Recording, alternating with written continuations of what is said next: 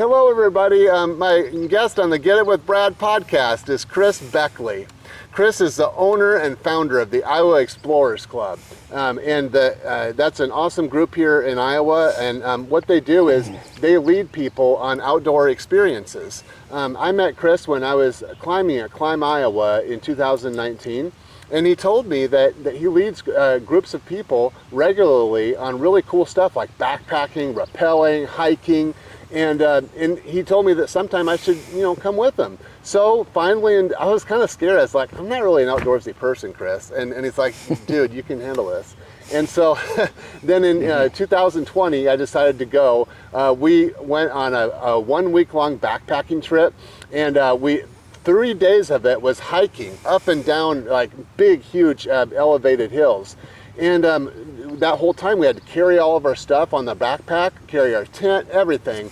And yes, it was hard, but I did it, and I felt really proud of myself afterwards. So after that, I wanted to keep doing that stuff. And since 2020, I've been on a bunch of stuff, tubing, rappelling, and all kinds of stuff. And a lot of the people that I met in the group would never have done any of those things had it not been for Chris Beckley. That's what they told me when I met him. So because of that, I wanted to have Chris on the podcast. Chris, can you tell me a little bit about the Iowa Explorers Club and kind of what you guys have been doing since you started it? Sure. Yeah, I started the club in 2014, and basically I take people on wilderness trips right here in Iowa. That's awesome, man. We've done a lot of adventures. And what kinds of adventures do you do? We do a lot of hiking, camping, backpacking, river trips. We do tubing, rappelling. Both of us like rock climbing. Heck yes. Yeah, that's awesome, Chris. And what also, the important thing too is that you have a big focus on safety. I know a lot of this stuff sounds dangerous, but when you got a guy like Chris backing you, it ain't dangerous. So, and then what I wanted to talk about is, let's go back to one of the things that I think is really cool about you, Chris, is that you live your life with a high level of adventure and purpose. And so that's unique. And I want to go back to your earliest childhood and figure out what your influences were that caused you to be the man you are today. Was there any certain time when you were a kid that you remember that you decided that someday you'd be leading people in the outdoors? Not really, not until I was 15 years old. Oh, that was really? The first time. Oh, yeah. Tell me about that. When I was 15, one of my teachers took me and some of my classmates to Colorado backpacking. We ended up getting separated from the teacher, lost in the wilderness, and they sent a search party after us. Wow. But I learned a lot, because as we were hiking in the woods, it was me and 3 other friends. Yeah. Our teacher had given us a photocopy of a map, but he hadn't shown us where we were. Oh no. So it took me all day to finally figure out where we were. And we didn't have anywhere to camp. It was just endless forest. But finally I saw that there was a lake up ahead. Wow. And we were able to get to this beautiful lake. We had all the gear we needed, so we were safe. And we were able to set up camp. That's awesome. And we ended up, the search party found us the next day. Mm-hmm. Wow. Were you scared at that point? I wasn't scared. No, I think we were pretty happy. That is cool. We were having a good time. Yeah. That's awesome, man. And then, was there any other experiences as a kid that you want to talk about, or?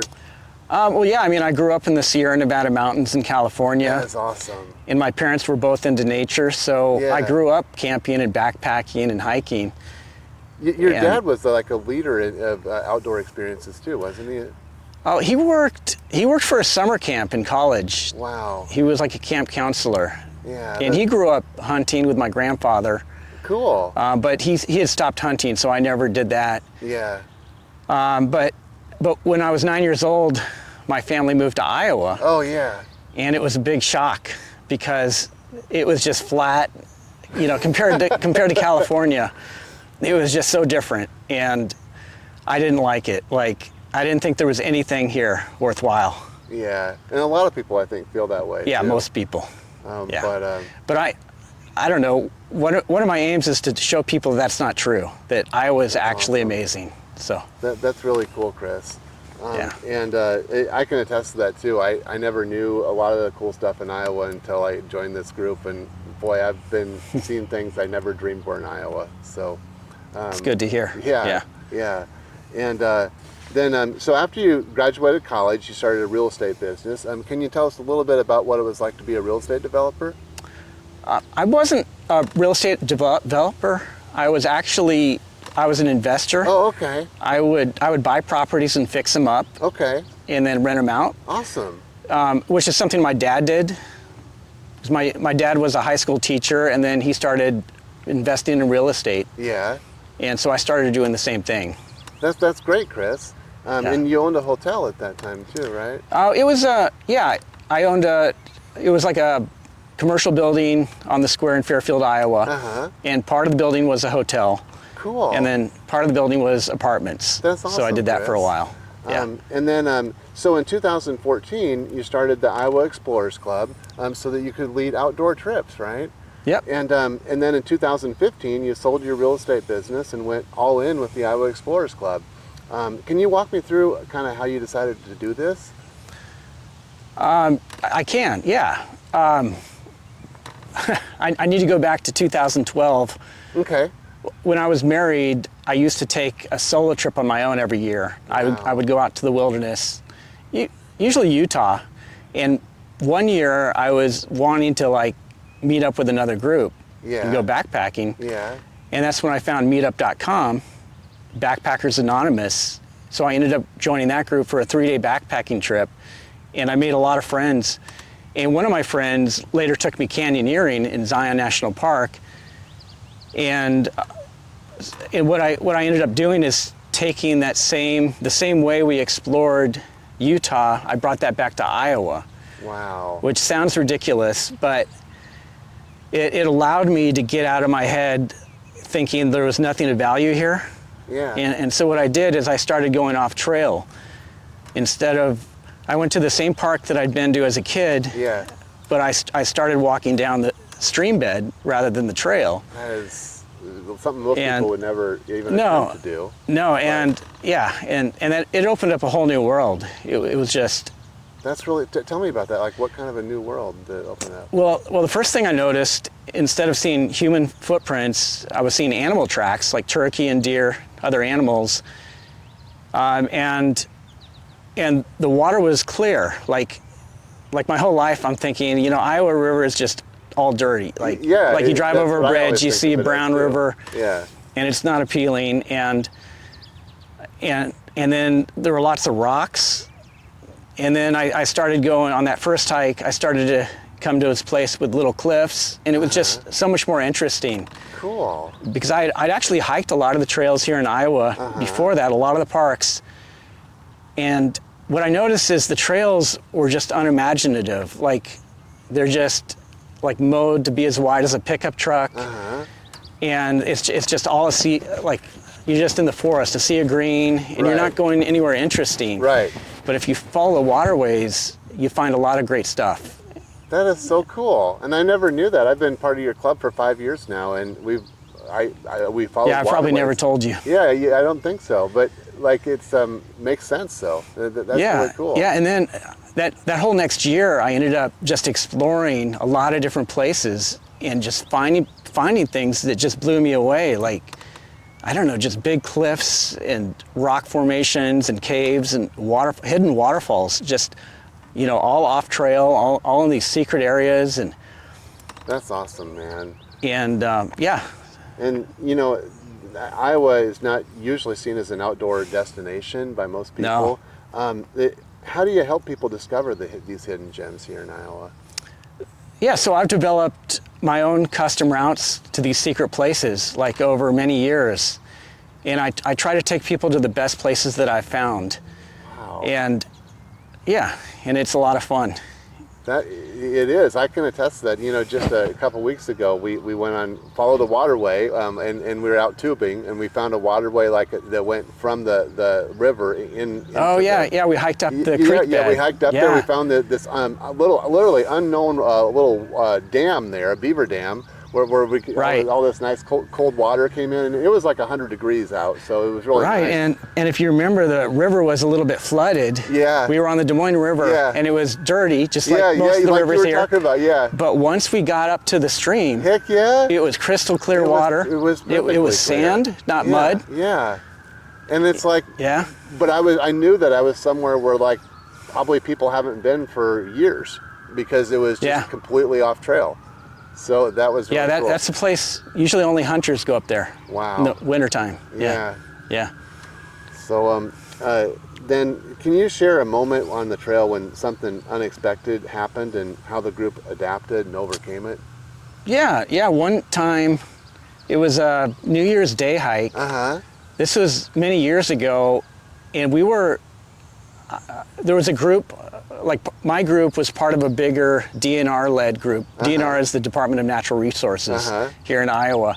And we were at Ledges State Park, and we were hiking down the trail, and I hear somebody yell, "Somebody's fallen off the cliff." Oh my gosh. So, Whoa. and I knew which cliff it was because I'd been there a lot. So I just ran down there to the bottom. Yeah. And I was the second person there, and there was a guy on his back, and somebody else was tending to his head, but I noticed some of the bones were sticking out of his lower leg. So I went and I applied pressure, stopped the bleeding, did what I could.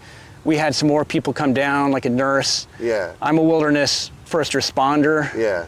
But I deferred to them. I had just gotten that certification. Yeah.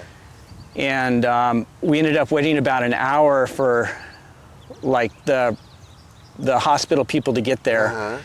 And like the life flight people? Yeah, and he was in and out of consciousness. He had a big gash in his head. He was in a lot of pain. We ended up carrying him, having to bring him back up the cliff on this really steep hillside. It took probably 15 of us. Wow. We might have used ropes. What was going through your mind at that time? Were you afraid you might drop him? That's what I wasn't really. Like, God, I don't want to drop this guy. I don't know. I can't remember. It was just a shock. Yeah. And we got him back to the parking lot, and he ended up passing away a few minutes later. And his name was Dan Carlisle, and he was up at the overlook at Ledges State Park.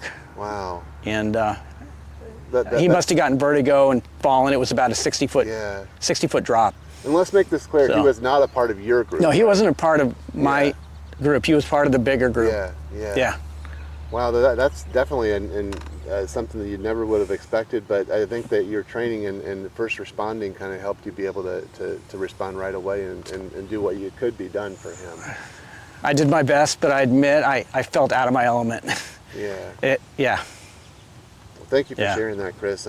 The mission of Iowa Explorers, and this is what you've written down on your mission statement, is to explore and enjoy the wild places in Iowa and beyond, sharing the wonder of it all with others, to discover new perspectives, to overcome fears and limitations, and to find courage to live an adventure. Now, this mission talks about helping people overcome fear and limitation. Can you share a story of someone who experienced transformation in one of your trips?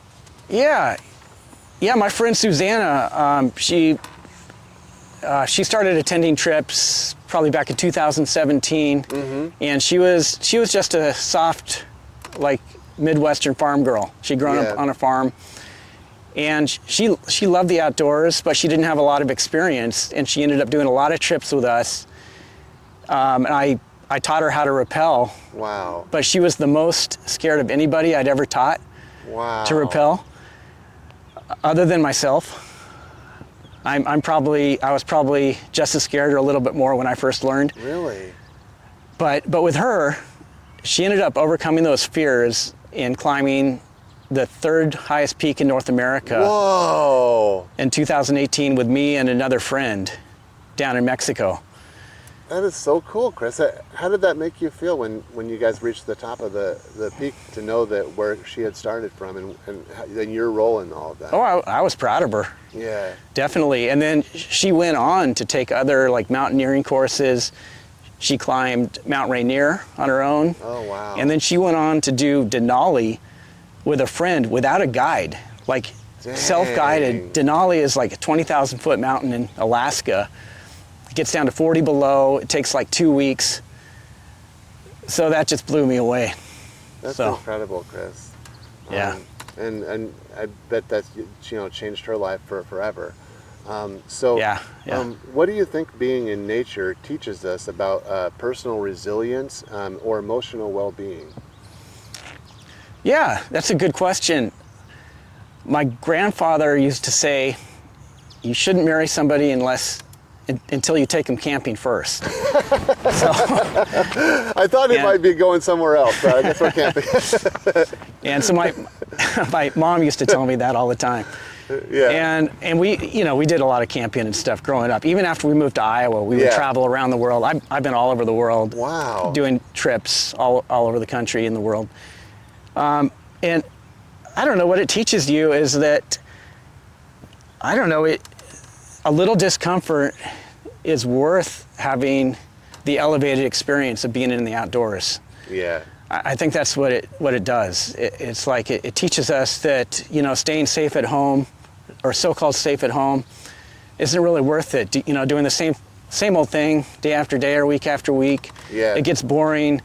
And I don't know, just some of us get the call to adventure, and we just can't do that, day in and day out. And we have to get out there, and it's worth a little bit of discomfort. I absolutely agree with you, Chris. Out of a lot of the trips that I've done with you, backpacking and hiking, there's been multiple times where I had discomfort. I mean, never any, permanent problems, but yes, there's been discomfort. There's been times where even though you showed me what poison ivy looks like and made sure, make sure everyone avoids it, there's been times when I've gotten grazed with it. There's times when, that you end up with a little bit of discomfort, but at the same time, it's completely changed my life. So, and I never would ever say that the discomfort wasn't worth it. It is worth it. Yeah. Yeah, no, I can see that. Yeah. Yeah, you've come a long way. Thanks, buddy. Yeah. So for folks that who think that I'm not outdoorsy enough, like I thought when I first met you, to go backpacking, rappelling, tubing down the river, what's your message to them? Oh, for people who don't think they're good enough. Yeah. I guess the first thing I'd say is you want to follow your excitement. Yeah. Like if this sounds interesting to you, if this sounds like, oh, I would love to do this, but I don't know how, or maybe I'm not fit enough, then you should try, you should move in that direction. Yeah. Like if you don't have any interest at all, then it's probably not for you. Yeah. But if you do, if you do have the interest, it's not as hard as you think. You need to have a basic level of fitness. Yeah. But the only other thing is to have a positive attitude. Yeah. And if you have the call to adventure, that's just going to be natural. Yeah. If you feel like getting out there and doing something different. Yeah. The first time that I went with you, we went hiking in Colorado. We went on mountains and backpacking for days. And one of the things that surprised me, kinda, is that one of the people there her name is Becky, but she was over 60 years old, and she still did it. She's a trooper. Yeah, but the thing is it made me think that like a female over the age of 60 can, and when this was hard hiking too, for me as a pretty fit, middle-aged man. So really anyone can do it. It's really, I think, just a lot of it's mental. People think that they can't do it. Oh yeah, I'm amazed by what some of the people in this group can do. Yeah. Especially Becky. Yeah. Yeah. Yeah. Because I don't even know if I'll be able to do that at her age. So, good going. Yeah. So after 11 years now of leading the Iowa Explorers, what continues to motivate you? And are there any future adventures or big dreams that you're chasing now? At this point, I'm trying to move from Meetup over to my own website. And my website's like 98% done right now. I've got a coming soon page. Yeah. And I'm trying to really show people how great Iowa is. I love that. I want to bring adventurous people, show them that they can have the same adventures here at home that they get anywhere else. Wow. And the other thing is, eventually I'd like to write a trail book, even though I don't do a lot of on-trail stuff, like here in Iowa. You should definitely do it, buddy. And in the future, I would be into promoting Iowa in some way. Yeah. You know, with a tourism board or otherwise. Yeah, you'd be really good at that. So Yeah.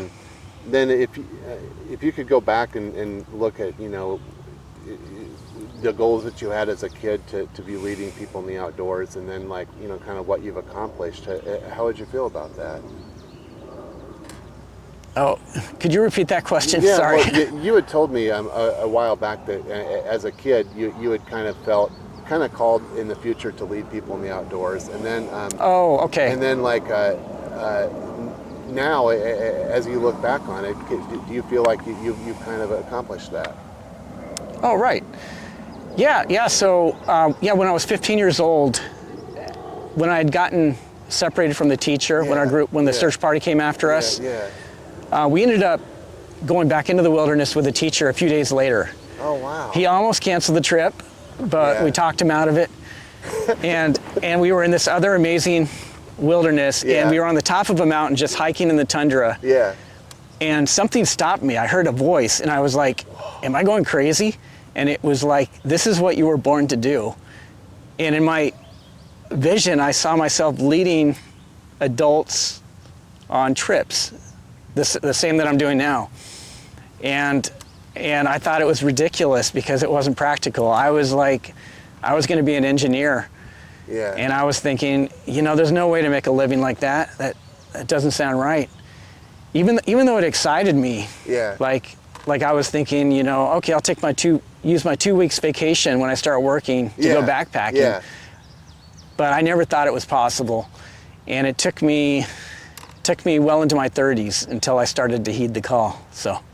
Wow. And But you were also asking, do I feel like I've accomplished it? Yeah, in a lot of ways I have. I mean, I think we always want to go farther and do more. Yeah. That's awesome. But I think I've exceeded my dreams. I couldn't have conceived of what I'm doing now for most of my life. You definitely changed my life and a lot of the people that I've met over the last several years in your group. You've changed. I appreciate hearing that. Yeah, and like I say, they've told me that they wouldn't have been doing anything like this without you. So, Chris, thank you for being here with me. And again, if you want to join the Iowa Explorers, you can download the Meetup app or go to iowaexplorers.com. Or you may be phasing out Meetup, right? In the future. Yeah, you can do both right now. Both right now. Iowa Explorers should be up soon. Okay. Yep.